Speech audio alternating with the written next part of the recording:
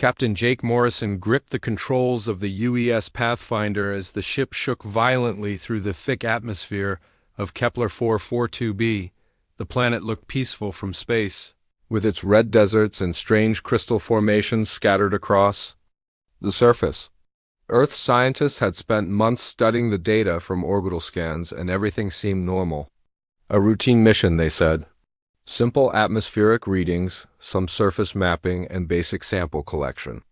Jake had done missions like this dozens of times before, but something was going wrong. Very wrong. The ship's heat shields were failing faster than they should. Warning lights flashed across his control panel like angry red stars. The temperature readings climbed higher and higher, far beyond what the ship was designed to handle. Jake's hands moved quickly over the controls, trying to compensate, but each adjustment seemed to make things worse.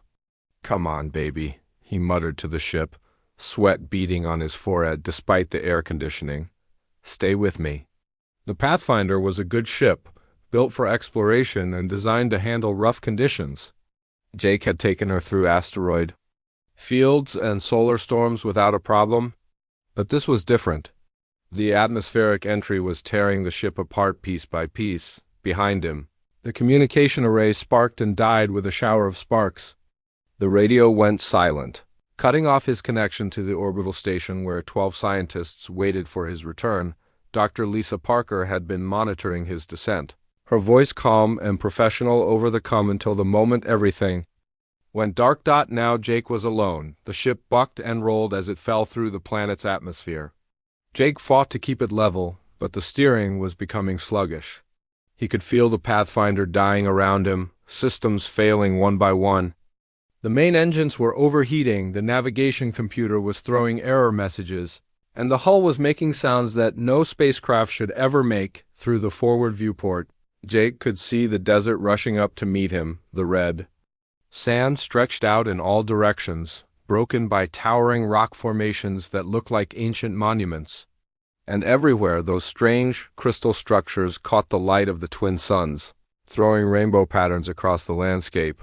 The mission briefing had mentioned the crystals. Natural formations, the scientists had said. Probably some kind of mineral deposit created by the planet's unique geology. Nothing to worry about. Just pretty rocks that might be worth studying if there was time, but as Jake struggled to control his dying ship, the crystals looked different. They seemed to pulse with their own inner light, and the way they were arranged didn't look random at all. They formed patterns, lines and shapes that suggested something far more complex than natural geology. Jake didn't have time to think about it. The ground was coming up fast, and he had maybe 30 seconds before impact. The ship's automatic systems were trying to deploy emergency landing procedures, but half of them weren't responding. The parachutes were damaged, the landing thrusters were offline, and the emergency beacon was dead. "This is gonna hurt," Jake said to himself, reaching for the ejection seat controls. He'd never used an ejection seat before. In all his years of flying, he'd never needed to abandon a ship. But the Pathfinder was finished, and if he stayed with her, he'd be finished too. Jake pulled the emergency handle and felt the explosive bolts fire, shooting him clear of the cockpit. Just as the ship hit the desert floor, the parachute opened with a sharp jerk that knocked the wind out of him. Jake hung in the harness, watching his ship die below him. The Pathfinder hit the sand hard, bounced once, and then skidded across the desert floor in a shower of sparks and debris. Parts of the hull broke away, scattering across the red landscape. Like metal confetti, then the ship was still, and Jake was alone in the alien sky. The parachute carried him down gently, giving him time to look around. The desert was vast and empty, stretching to the horizon in every direction. The twin suns hung overhead, casting strange double shadows that made everything look surreal. The air was thin but breathable, according to his suit's readings, and the temperature was hot, but not deadly. Jake hit the ground hard, rolling to absorb the impact. His ribs ached and his left shoulder felt like it might be sprained, but he was alive. He gathered up the parachute and looked around, trying to get his bearings. The Pathfinder lay about half a mile away, a broken metal scar across the pristine desert. Smoke rose from the wreckage, and Jake could see pieces of the ship scattered for hundreds of yards around the impact site. But the main hull looked intact, which meant there might be supplies he could salvage. Jake checked his suit systems. The life support was working, but the radio was dead. He had water for maybe 3 days, food for 2, and no way to contact the orbital station.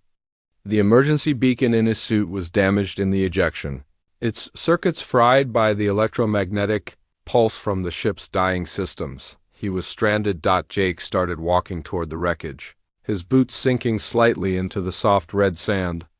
The gravity here was lighter than Earth's, which made walking easier, but the thin air left him slightly winded.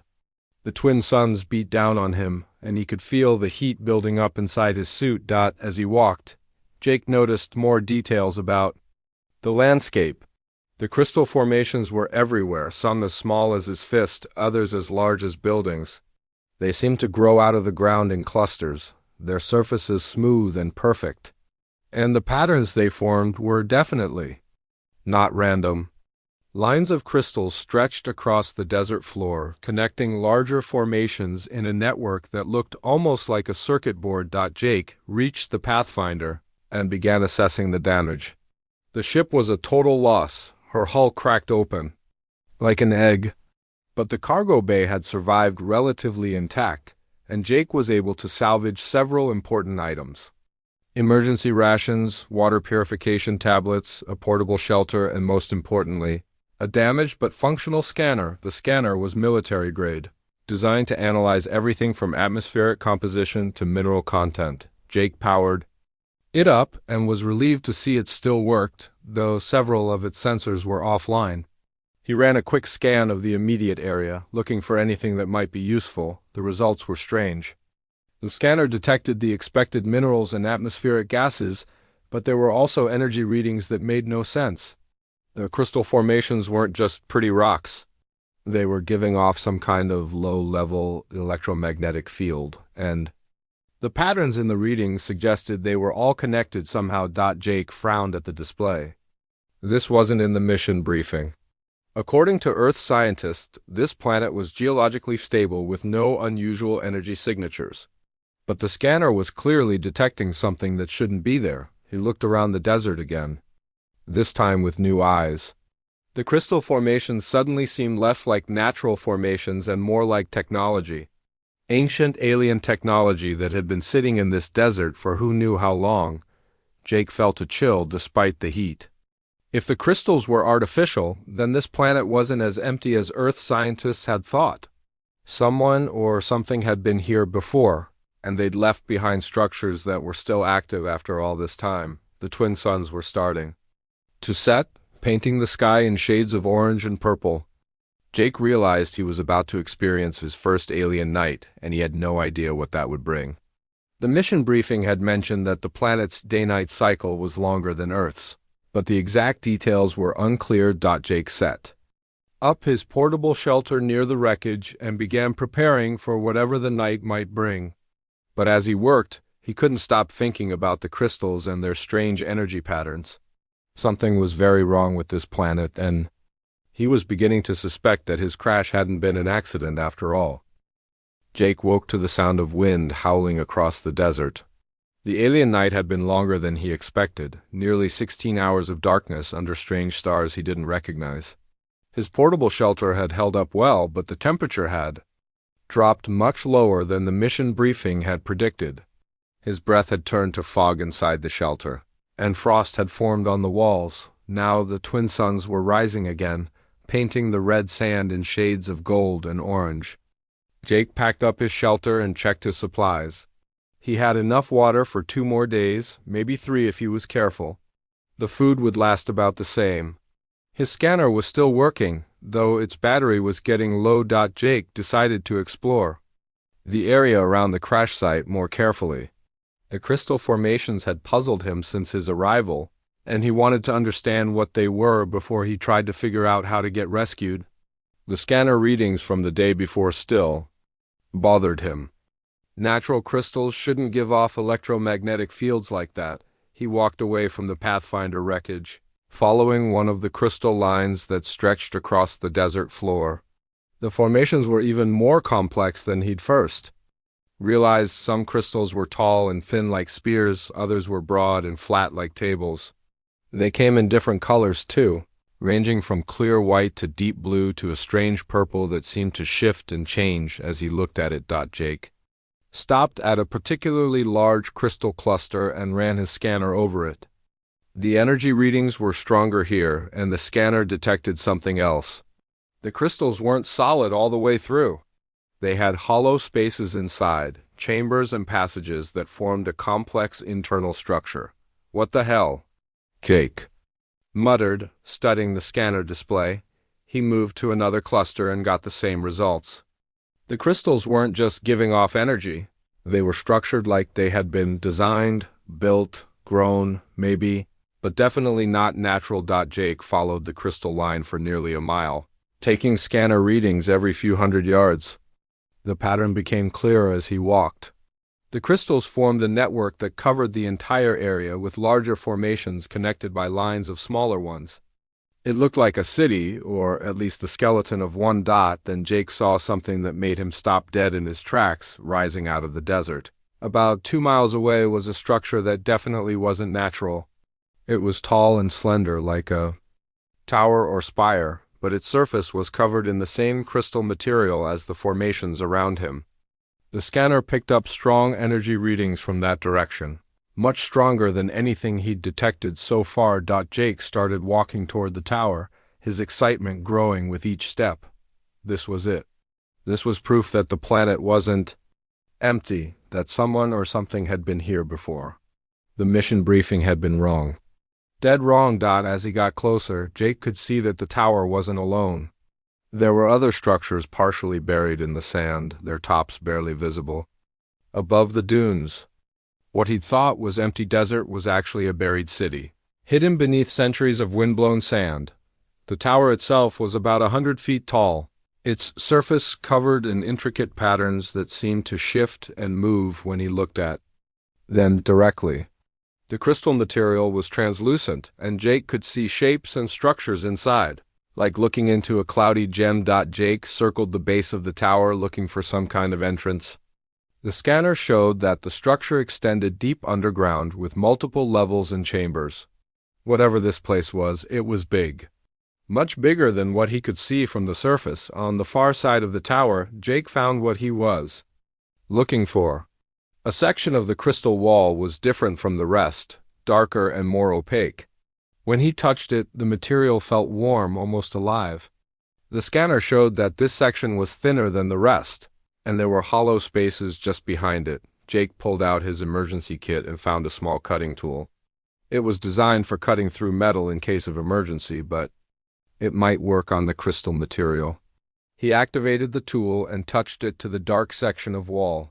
The crystal began to glow where the cutting tool touched it. Instead of being cut, the material seemed to melt away, creating a small hole that quickly grew larger. Jake stepped back, startled, as the hole expanded to form a doorway, just large enough for him to walk through. The inside of the tower was even more amazing than the outside. The walls glowed with a soft blue light that seemed to come from within the crystal itself. The floor was smooth and curved, and there were no sharp angles anywhere. Everything flowed together in organic shapes that looked grown rather than built. Jake stepped inside, his scanner beeping frantically as it detected energy signatures throughout the structure. The air inside was warmer than outside, and it smelled faintly of something he couldn't identify. Something clean and fresh, like rain after a thunderstorm. The ground floor was a single large chamber with passages leading deeper into the structure. The walls were covered in markings that weren't quite writing and weren't quite pictures. They seemed to tell a story, showing tall, slender figures doing various activities. Some of the figures were standing around the crystal formations. Others were looking up at the sky, and still others were working with devices that Jake couldn't identify. Jake followed one of the passages, using his scanner to map the layout. The structure was like a maze, with corridors and chambers branching off in all directions. Some rooms seemed to be living spaces, with raised platforms that might have been beds or furniture. Others looked like they might have been workshops. or laboratories with strange devices built into the walls. As Jake explored deeper into the tower, he began to realize just how old this place was. Dust covered everything, and some of the crystal walls had developed cracks and flaws. But the energy readings were still strong, which meant that whatever powered this place was still working after all this time. In one of the deeper chambers, Jake found something that made his blood run cold. The walls were covered in markings that looked different from the others. These weren't peaceful scenes of daily life. They showed the tall figures running, fighting, fleeing from something. The markings depicted great ships in the sky, explosions, and scenes of destruction. Jake studied the markings more carefully, trying to understand what they meant. The tall figures seemed to be evacuating, loading into ships and leaving the planet. But some of them were staying behind, going into the crystal structures. Instead of leaving with the others. At the center of the chamber was a raised platform with what looked like a control panel built into its surface. The crystal material here was different, more complex, with patterns that seemed to move and shift on their own.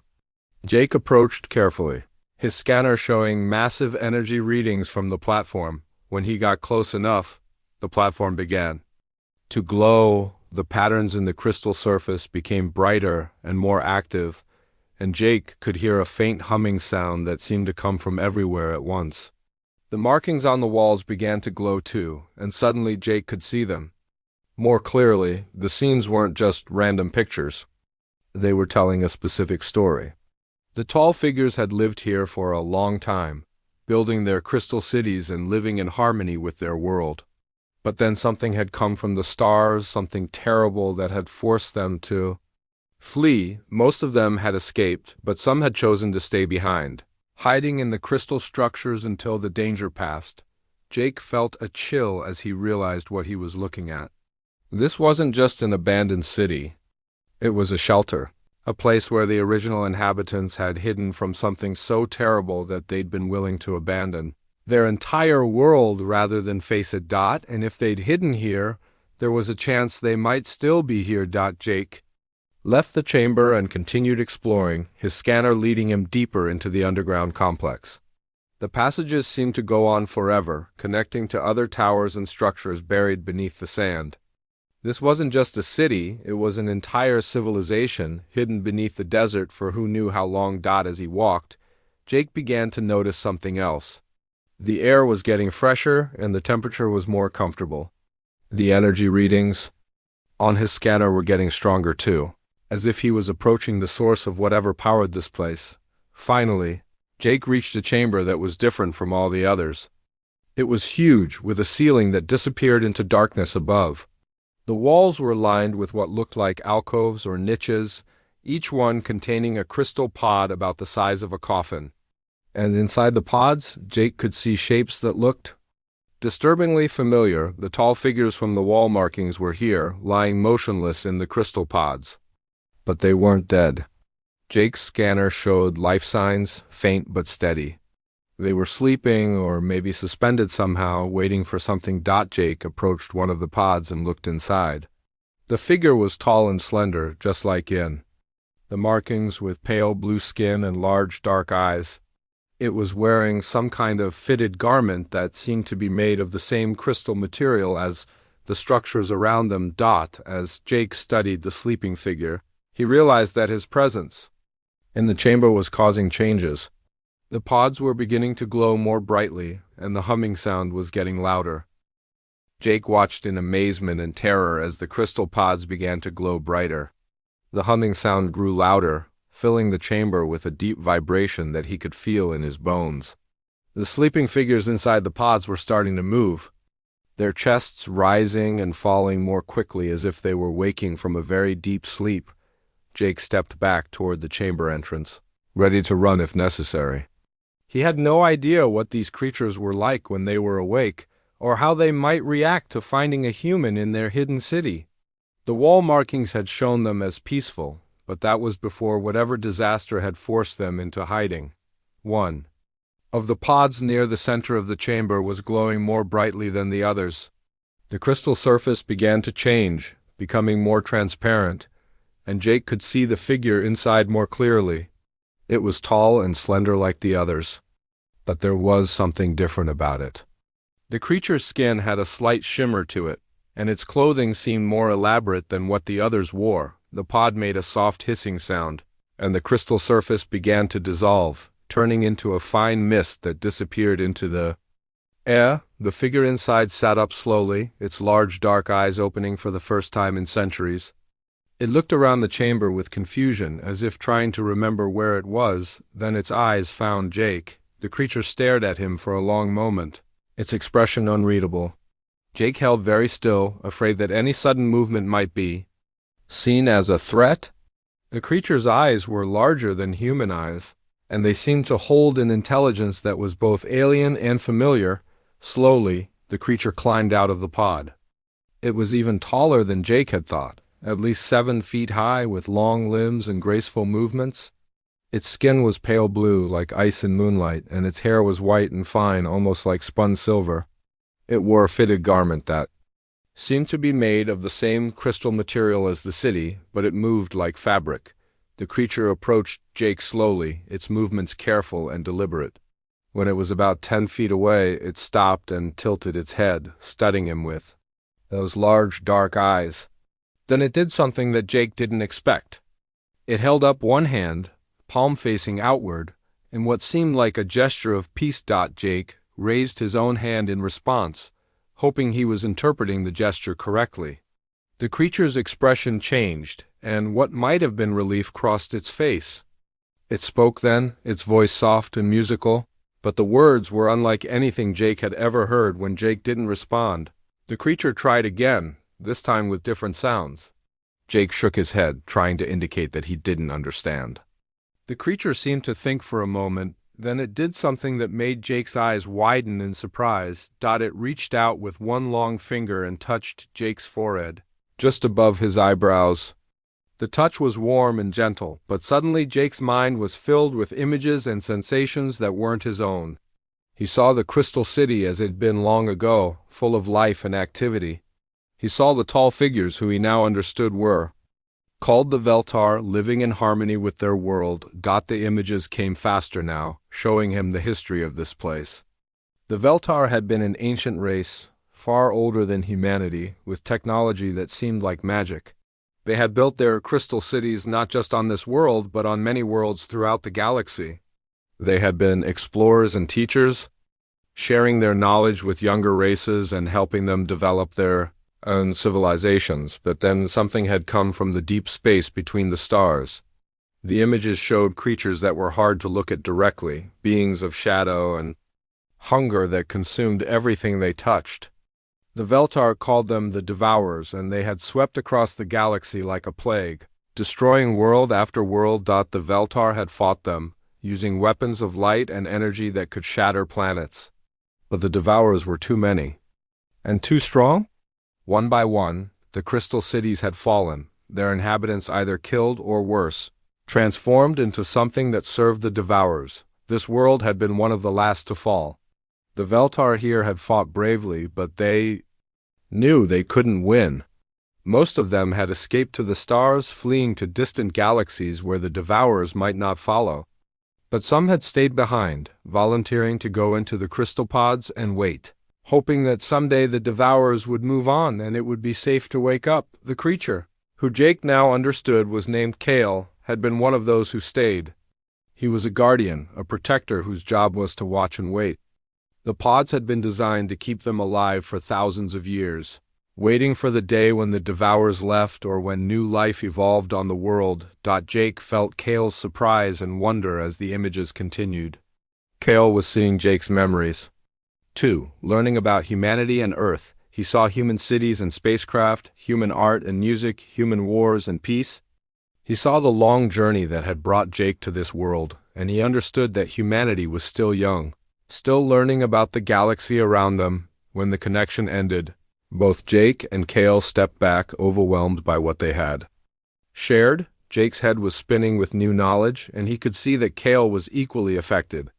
The Veltar had been alone for so long, and now he had found not just new life, but intelligent life that had developed space travel. Kale spoke again, and this time Jake could understand some of the words.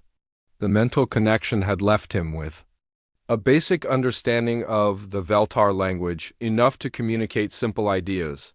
Kale was asking about Jake's people, about how many humans there were and how far their technology had advanced. Jake tried to explain, using simple words and gestures, to supplement his limited vocabulary. He told Kale about Earth, about the billions of humans who lived there, about their cities and their space program. He explained about the research station orbiting this world, and about the 12 scientists who were waiting for him to return. Kale listened carefully, and Jake could see the hope growing in his eyes. But there was fear there too, and Jake soon understood why.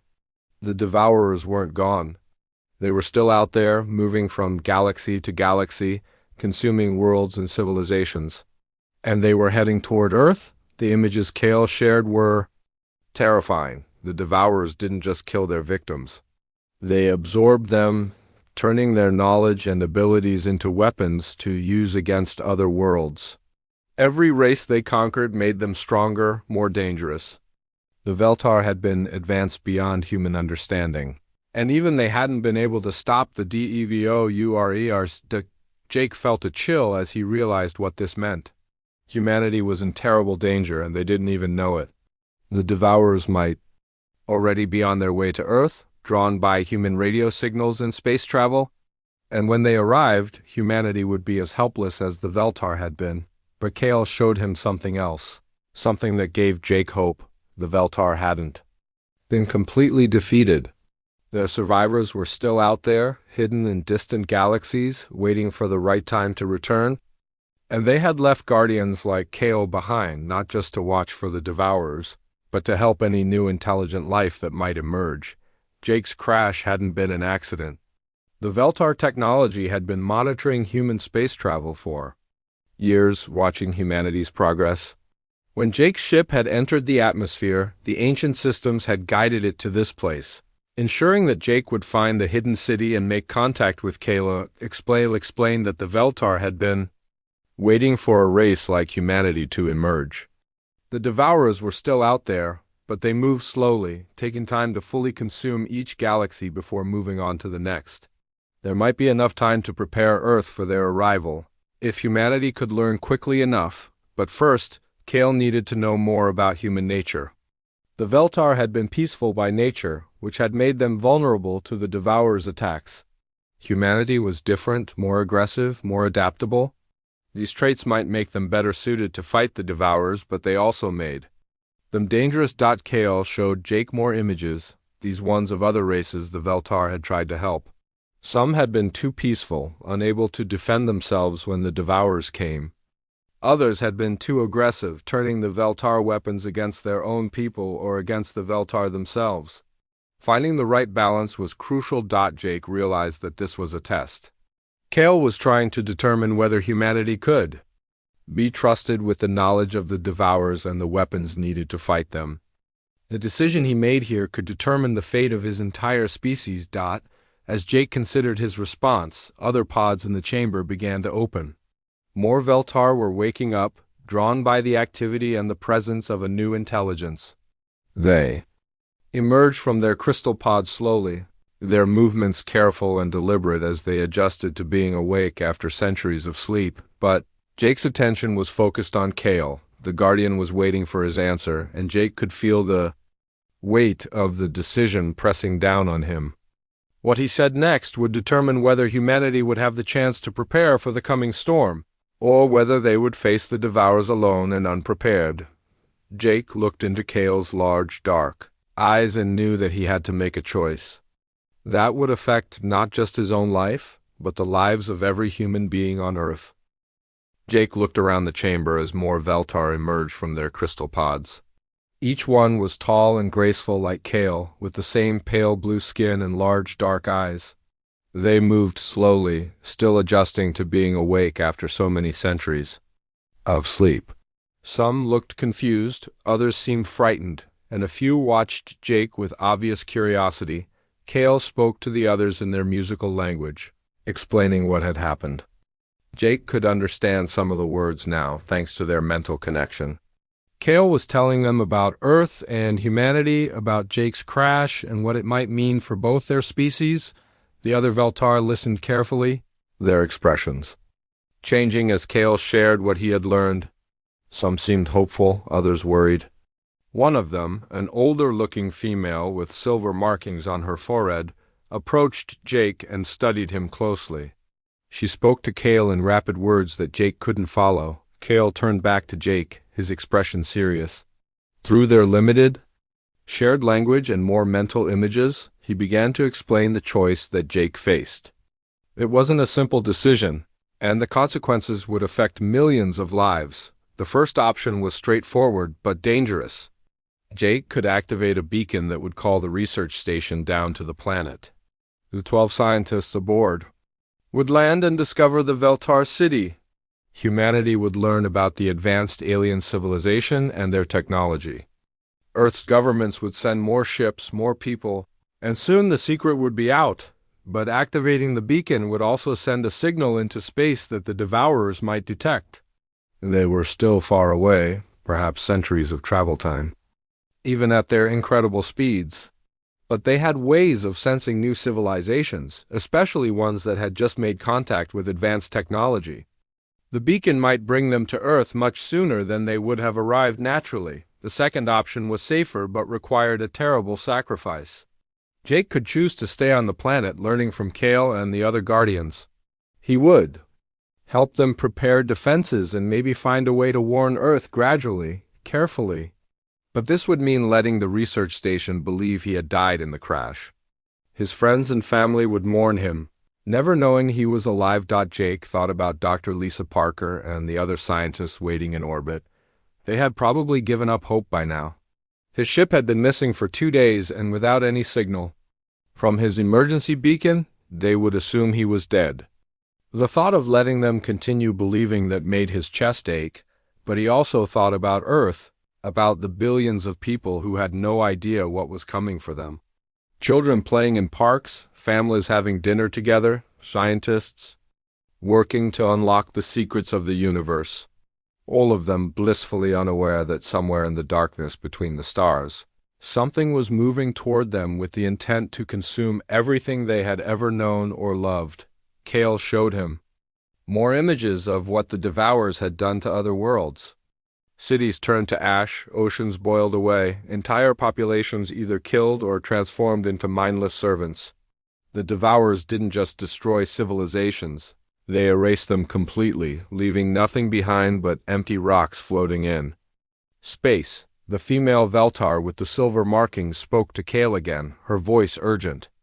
Jake caught enough words to understand that she was arguing against trusting humanity at all.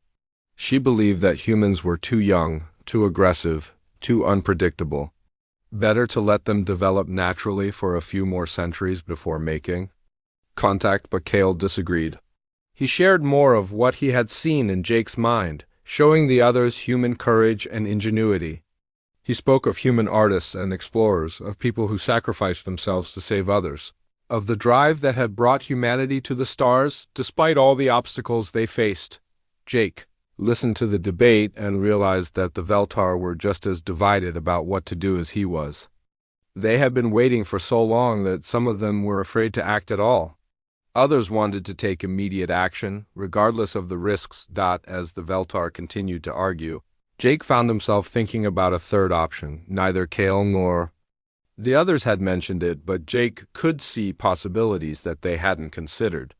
Maybe it was because he was human, or maybe it was just because he was thinking like a pilot, always looking for alternative solutions when the obvious choices were all bad. What if he didn't have to choose between the two options Kale had presented? What if there was a way to warn Earth about the Devourers without exposing the Veltar or bringing the danger down on humanity too quickly? Jake interrupted the debate, speaking slowly in his broken Veltar. He asked Kale to listen to his idea, to see if there might be another way. Kale was surprised, but willing to hear what Jake had to say. The other Veltar gathered around, curious about what the human might suggest. Jake took a deep breath and began to explain his plan. Instead of choosing between immediate contact or complete secrecy, Jake proposed a middle path.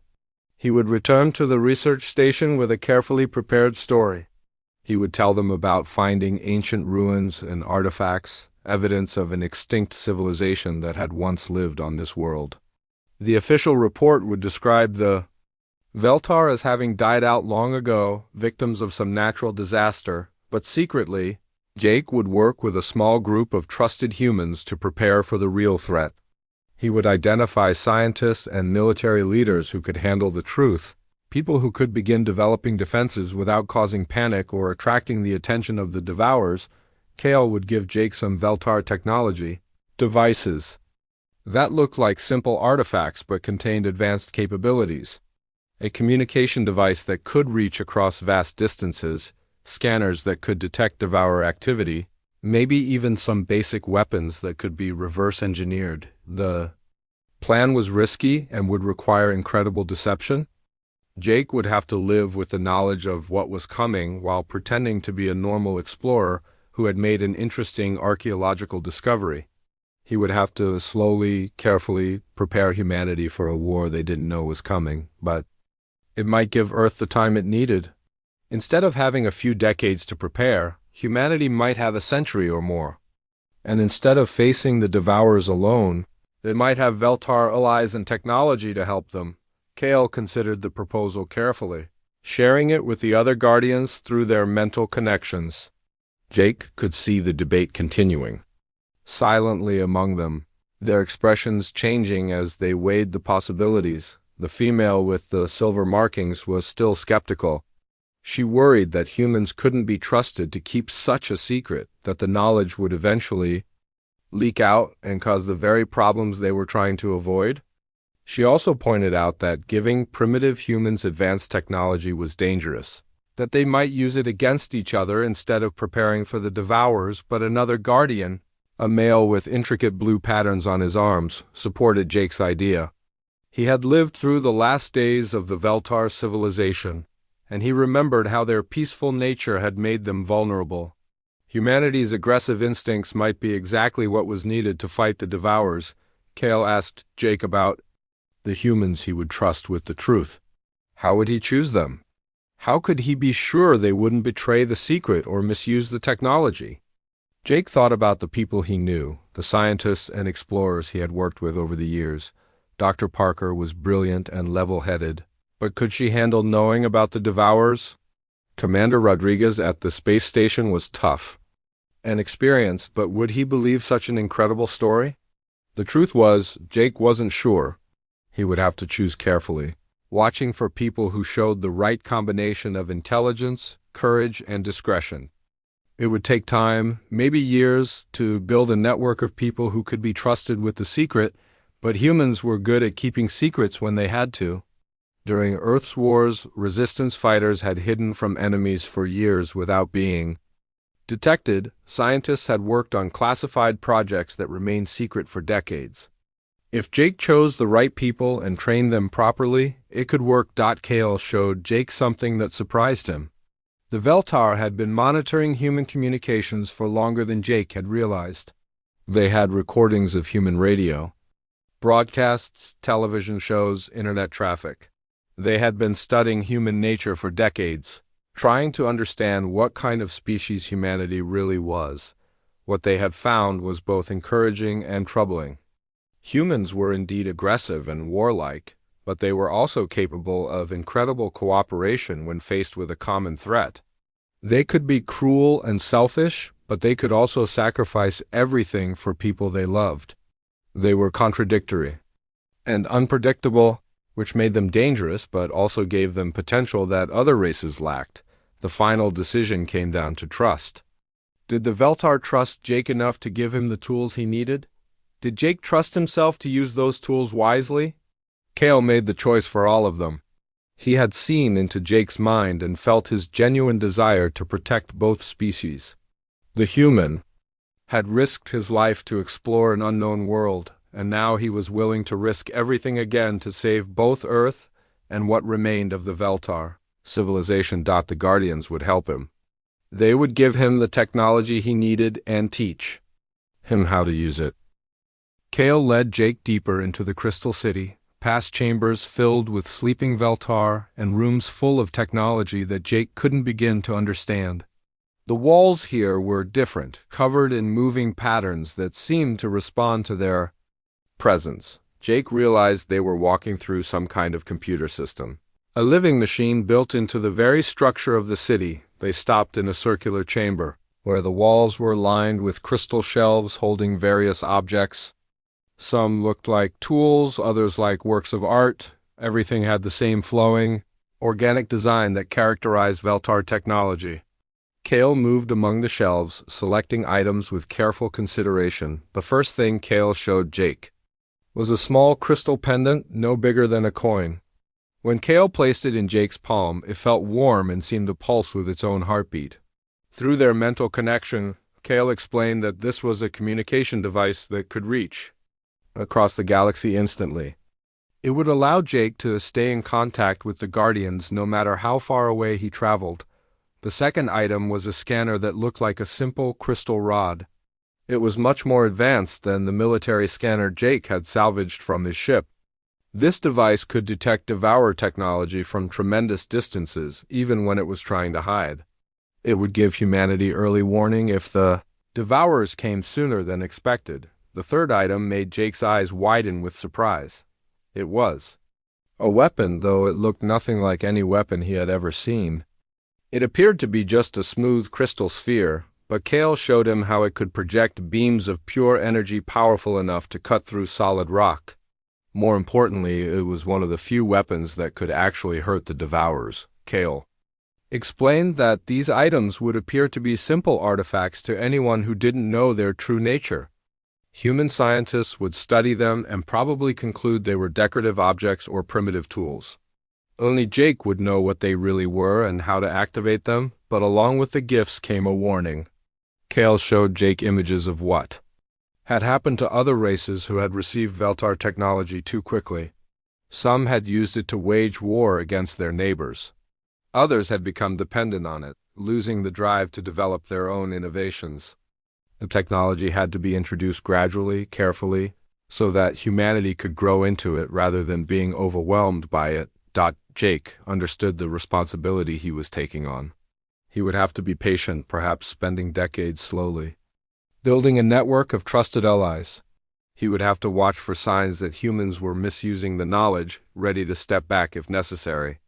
And he would have to live with the constant fear that the Devourers might arrive before humanity was ready. The female Veltar with the silver markings approached them, her expression still doubtful.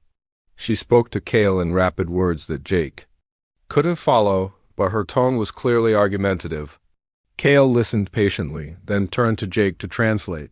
She was worried about human nature, about whether Jake's species could really be trusted with such dangerous knowledge. She had seen the recordings of human wars, the weapons they had built, the way they fought among themselves.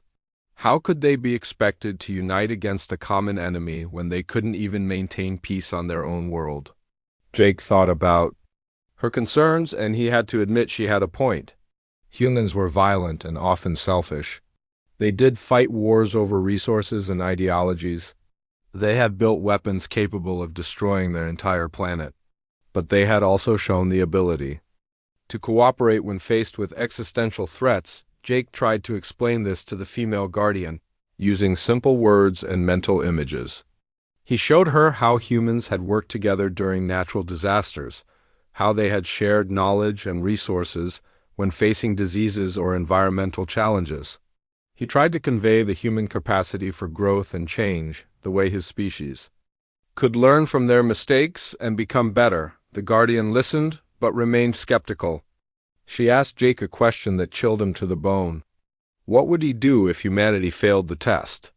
What if they used the Veltar technology to make themselves more dangerous rather than more capable of defending against the Devourers? Jake didn't have a good answer for that. He hoped it wouldn't happen, but he couldn't guarantee it.